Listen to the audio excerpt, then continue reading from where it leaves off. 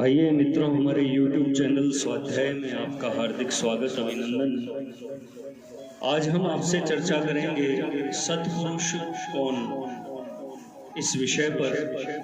अगर आपने हमारे चैनल को लाइक और सब्सक्राइब नहीं किया है तो आपसे निवेदन है, कृपया चैनल को लाइक और सब्सक्राइब अवश्य करें।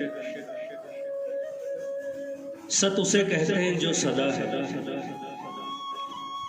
जिसका कभी अभाव नहीं होता, जो नित्य सत्य चिदानंद स्वरूप है, जो भूत भविष्य और वर्तमान तीनों कालों में एवं जागृत स्वप्न सुषुप्ति और तुरीय चारों अवस्थाओं में सम एवं एक रूप है, जो सबका आश्रय, ज्ञाता, प्रकाशक और आधार है।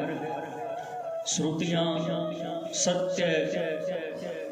सत्यम ज्ञान अनंतम ब्रह्म आदि कहकर जिसका संकेत करती है, और जो एकमात्र चैतन्य घन होने पर भी अनेक रूपों में दिखाई पड़ता है। भगवान ने गीता में कहा है, नासतो विद्यते भावो ना भावो विद्यते सतः। जो असत है उसका कभी अस्तित्व नहीं है, और जो सत है उसका कभी अभाव नहीं। अर्थात वह सदा सर्वत्र है, सब कुछ उसी में है, वही सब में समाया है। यह सत ही परमात्मा परात्पर ब्रह्म है।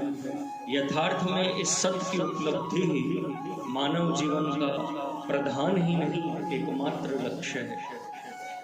इसी के लिए भगवान दया करके जीव को मनुष्य योनि में भेजते हैं। कबहू के करी करुणा नर देही, देत ईस बिनु हेतु सने। जो मनुष्य नरदेह का यह वास्तविक लाभ न उठाकर पशु या पिशाचवत भोगों के उपार्जन और उनके भोग में ही लगा रहता है, उसका मानव जन्म व्यर्थ हो जाता है। केवल व्यर्थ ही नहीं जाता, भोग कामना से मनुष्य का विवेक ढह जाता है और वह भोगों की प्राप्ति के लिए अनेक पाप कर्मों में प्रवृत्त होकर मानव जीवन को असुर जीवन में परिणत कर डालता है, जिसका बहुत बुरा परिणाम होता है। भगवान ने कहा है, आसुरीम योनि मापन्ना मूढ़ा जन्मनि जन्मनि माम प्राप्येव कौन्तेय ततो यान्तय धमाम गतिम। कौन्तेय, वे मूढ़ लोग मुझको, भगवान को तो प्राप्त होते ही नहीं, जन्म जन्म में आसुरी योनि में जाते हैं और फिर उससे भी अति नीच गति घोर नरकों को प्राप्त होते हैं। इसलिए मनुष्य का यही एकमात्र कर्तव्य या परम धर्म होता है कि वह लोक परलोक के कल्याण तथा मानव जीवन के परम साध्य परमात्मा की प्राप्ति के लिए ही सब कार्य करके अपने जीवन को सफल करे। विषय भोगों को इस जीवन का लक्ष्य समझकर उन्हीं को प्राप्त करने में जीवन लगाना तो अमृत लेकर बदले में जहर लेना है। भगवान श्री रामचंद्र ने कहा है, एहि तन कर फल विषय न भाई, स्वर्गम स्वल्प अंत दुखदाई। नर तनु पाई विषयम मन देहि, पलटी सुधाते 60 विषय। वे आगे चलकर कहते हैं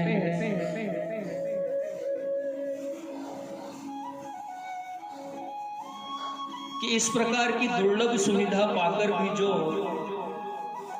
भवसागर से नहीं तरता, वह आत्महत्यारे की गति को प्राप्त होता है। नरतनु भव बारिधि कहूँ बेरो, सन्मुख कहत अनुग्रह मेरो। करन धार सद्गुरु दृढ़ नावा, दुर्लभ साज सुलभ करी पाओ। जो न तरे भवसागर नर समाज अस पाई, सो कृत निंदक मंदमती आत्महन गति जाई। यही बात श्रीमद् भागवत के श्लोक में कही गई है।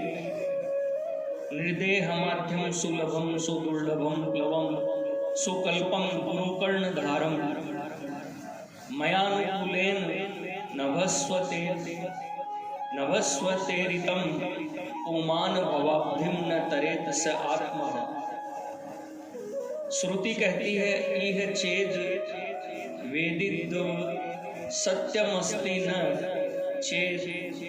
चेदिहा वेदिन महति विनिष्ट भूतेषु भूतेषु विचिन्त्य धीरा प्रेत्या सस्मा लोकात् मृता भवन्ति।